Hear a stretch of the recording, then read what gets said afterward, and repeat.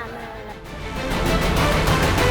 तानी सर थोड़ी मोड़ी कंकड़ गिरते तो हम समझ जाते हैं कि मतलब कोई गिर रहा हमारे ऊपर। एकदम से पूरी ऐसी मतलब छड़ नहीं रहती तो छड़ के नीचे वाला भाग ऐसे गिरा तो मैं कुछ इस साइड निकाला कुछ इस साइड निकाला, नाक में लगा खाली थोड़ी लगा था यहाँ पे।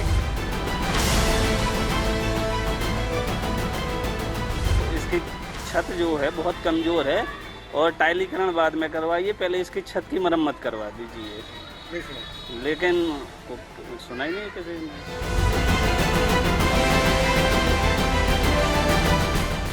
क्या हो अगर आपका बच्चा स्कूल जाए लेकिन सही सलामत वापस लौट कर ना आए? स्कूल के अंदर हरदम आपके बच्चे के सर पर खतरा मंडराता रहे और एक दिन स्कूल की वो बिल्डिंग कहर बनकर आपके बच्चे पर टूट पड़ी तो क्या कहेंगे आप? नमस्कार, पॉइंट ब्लैंक देख रहे हैं आप। आपके साथ मैं हूं शिवानी गोस्वामी। महोबा में एक सरकारी स्कूल की छत अचानक से गिर गई। छत का प्लास्टर गिरने से एक बच्चा और एक टीचर घायल हो गए। इस हादसे की जांच और आपके सवालों को लेकर यूपी तक की टीम इसी स्कूल में पहुंची। ये है बालक प्राथमिक विद्यालय मसूदपुरा, महोबा जिले का ये वही स्कूल जहां पर स्लेब का प्लास्टर गिर जाने से एक बच्चा और टीचर घायल हो गए थे। इनकी छत गिर जाने से अब बच्चे बरामदे में बैठ के पढ़ रहे हैं। देखिए, आप देख सकते हैं कि बरामदे में बैठ के इनको पढ़ाया जा रहा है। कमरे को खाली करा दिया गया है। हादसे के वक्त क्लास में 15 बच्चे मौजूद थे। गनीमत रही कि छत का कुछ ही हिस्सा गिरा। अगर पूरी की पूरी छत गिरी होती तो बड़ा हादसा हो जाता और उसके साथ साथ जनहानि भी हो सकती थी। छत गिरने की घटना के बाद से ही बच्चों में डर। अब बच्चों को बाहर बरामदे में पढ़ाया जा रहा है। क्या हुआ था उसे? छत गिर रही थी, फिर हमको लग गया और किसको लगा? और नाम है लगा। अब तुम्हें डर लग रहा है? हाँ, बोलो। डर लगा। डर लग रहा है स्कूल में? उस दिन वहाँ पर छत गिर गई थी तो एक लड़की को लग गया था और मैम को भी साथ में लग गया था, तो इसीलिए हमको स्कूल आने में डर लगता है। अब कहाँ पढ़ रहे हो? हैं? बरामदे में? हाँ। क्लास में नहीं बैठे? स्कूल की छत से जमीन पर गिरने वाले विकास की तस्वीरों को देखिए। बाहरी सुंदरता के लिए एक तरफ तो जमीन पर टाइल्स हैं, दीवारों पर नया पेंट है, बाकायदा अधिकारियों के नाम लिखे हुए हैं, लेकिन स्कूल में विकास की पोल इस हादसे ने खोल दी है। विकास मतलब सिर्फ सुंदरता नहीं होता, मजबूती भी महत्वपूर्ण है। इस हादसे में घायल होने वाले टीचर ने बताया कि आखिरकार उस दिन हुआ क्या था।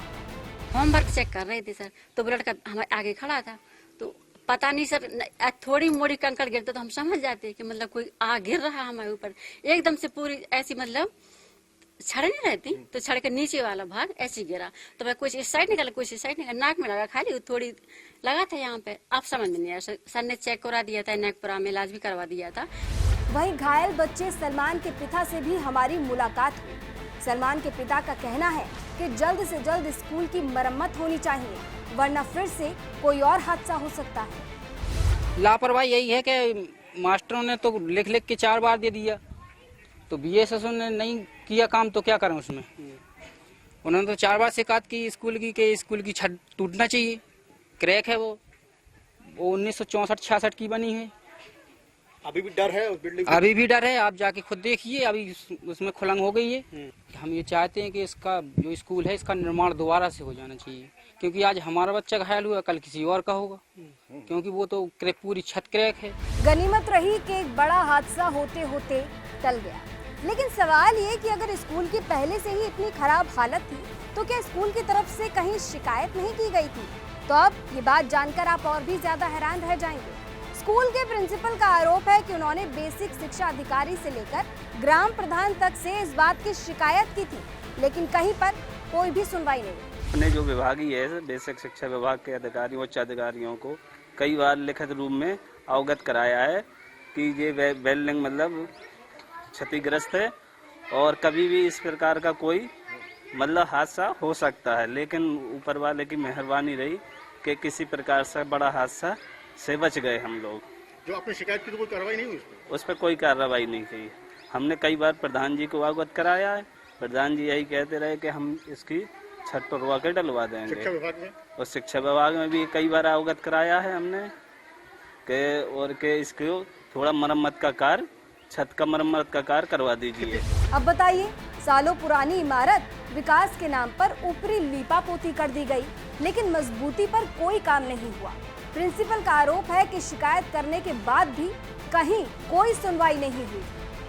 तुरंत एक सरकारी विद्यालय की जर्जर छत गिर गई, उसको लेकर कोई आदेश नहीं, जरूर कहीं पर अगर ऐसी कोई घटना हुई है तो उसको ठीक करेंगे और जो कोई दोषी होगा जांच करेंगे और कार्रवाई करेंगे। तो डिप्टी सीएम कह रहे हैं कि जांच की जाएगी और कार्रवाई होगी, लेकिन बेसिक शिक्षा अधिकारी कहां पर है, कहां गायब है?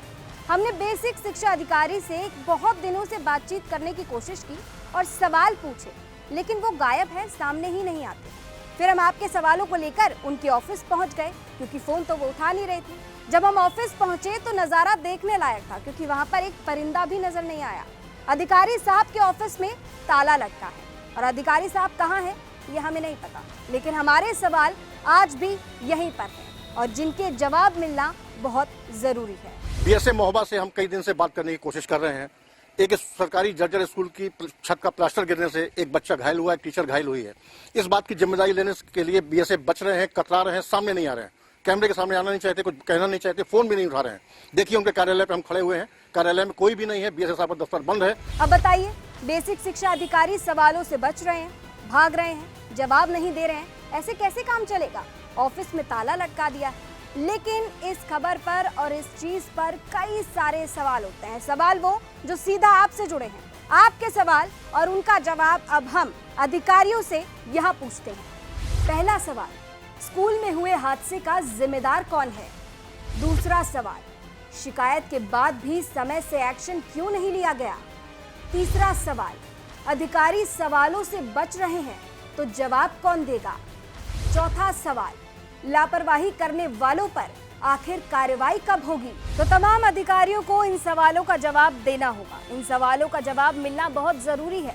तो तमाम जिम्मेदार अधिकारी साहब जरा सामने आइए और इन सवालों का जवाब दीजिए। पॉइंट ब्लैंक हमारा एक ऐसा खास कार्यक्रम जिसमें हम ऐसी खबरों को लेकर आते हैं जो सीधा जुड़ी हैं आपसे, और ऐसे सवालों को उठाते हैं जो सीधा आपसे जुड़े हैं, यानी आपके सवाल और खबर भी आपकी। हमारे इस खास कार्यक्रम को लेकर आपकी क्या कुछ राय है, यह हमें कमेंट बॉक्स में जरूर बताएं, या फिर कोई सजेशन है तो आप हमें कमेंट में बताएं, और साथ ही इस खबर पर आपकी जो राय है वो भी आप हमें कमेंट में जरूर बताइए। इस खबर को आप सभी तक पहुंचाने का जो क्रेडिट है वो महोबा से हमारे रिपोर्टर नाहिद अंसारी को जाता है, और साथ ही साथ आपको बता दें कि हम दोबारा हाजिर होंगे एक नई खबर और कुछ सवालों के साथ में जो सीधा आपसे जुड़े हैं। तब तक के लिए इजाजत दीजिए, नमस्कार।